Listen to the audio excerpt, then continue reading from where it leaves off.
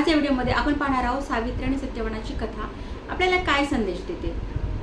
सावित्रीचा पती सत्यवान याचा मृत्यू होणार असल्याचे तिला आधीच माहीत होते। नियोजित दिवशी सत्यवान जंगलात लाकूड तोडताना बेशुद्ध पडला आणि त्याचे प्राण घेण्यासाठी यम आले। सावित्री यमराजांच्या मागे चालत राहिली।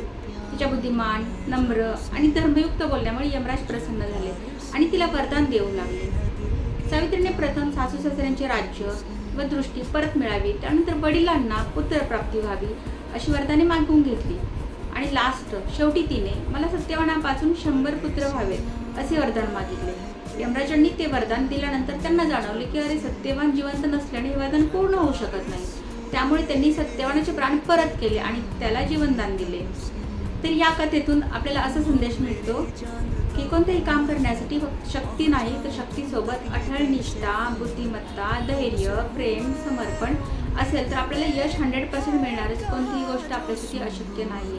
तर सावित्रीने शक्तीने नव्हे तर फक्त बुद्धी, निष्ठा आणि प्रेमाच्या बळावर यमराजांकडून सत्यवानाचे प्राण परत मिळवले।